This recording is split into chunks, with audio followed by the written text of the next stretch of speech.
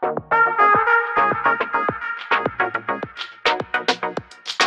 ik ben Ronnie Heijmans. Ik ben 34 jaar geleden geboren in Brabant, zoals je waarschijnlijk misschien wel kunt horen. In het zuiden van Nederland is dat. Ik ben opgegroeid in een ondernemersfamilie, altijd met sport bezig geweest. Ik was de jongste zwarte band van Nederland op een gegeven moment. Ik was 12 jaar, 20 jaar lang op hoog niveau getaekwondo. Mijn vader is vrij vroeg overleden, altijd heel hard gewerkt. Voeding schoten bij in, sport had hij geen tijd voor. Misschien heb ik daardoor wel bedacht van ja, zo moet het niet. De eerste reactie van mensen die een paar weken crossfitten, oh, ik heb het idee dat ik veel rechterop sta. Nou ja, en dat weerspiegelt ook op andere mensen. Dus het is niet alleen dat je fitter wordt, maar ook je presence wordt heel anders. Ik heb ook wel eens een shitdag. Dan kun je een paar dingen doen. Nee, je kunt iets mollen of je kunt gefrustreerd tegen andere mensen gaan reageren. Ja, of je kunt gaan sporten en dan ben je het ook kwijt.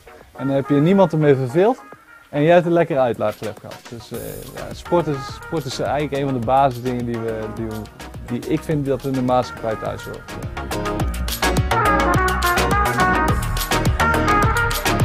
Toen kwam het idee om te emigreren. Ik wilde meer van een ander land zien, ik wilde meer van een andere cultuur gaan ervaren.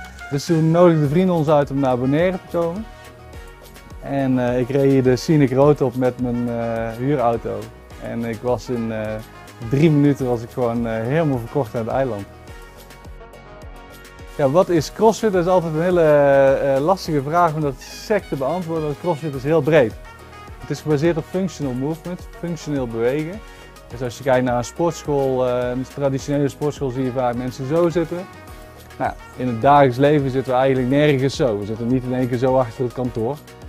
Maar we zijn wel dingen aan het oppakken. Dus met een squat heb je een beweging waarin je iets oppakt. En het zijn natuurlijke bewegingen die we allemaal ooit hebben gekund. We zitten 8 uur per dag achter het kantoor. En we vragen ons af waarom we niet meer zo flexibel zijn als vroeger, terwijl we de hele dag alleen maar dit doen. CrossFit pakt al die facetten aan en zorgt eigenlijk dat je weer terug gaat naar de basis. En daarnaast is CrossFit heel erg community-based. Mijn lessen bestaan uit maximaal 6 mensen. Niemand ruimt op voordat de laatste klaar is. Iedereen moedigt elkaar aan. Iedereen is gelijk, dus het maakt niet uit of je Olympisch sporter bent of voor de eerste keer komt. Die basis zorgt dat je een veilige manier en een veilige omgeving maakt waar mensen in kunnen trainen. Ik geloof heilig in het feit dat als je zaken doet, dat je ook een maatschappelijke verantwoordelijkheid hebt. Ik vind dat hoort samen. Ik hoop eigenlijk dat ik iets terug ga doen voor de lokale bevolking. Dat ik een jongen of meisje die heel erg geïnteresseerd is in sport, dat ik die kan opleiden. En dat ik die aan de hand kan nemen en mijn kennis kan overbrengen. Zowel kennis van sport, maar ook kennis van zaken doen. En dat we samen zeg maar, het bedrijf groot maken. Ik ben mensen tegengekomen die mij een kans hebben gegeven en die heb ik gepakt.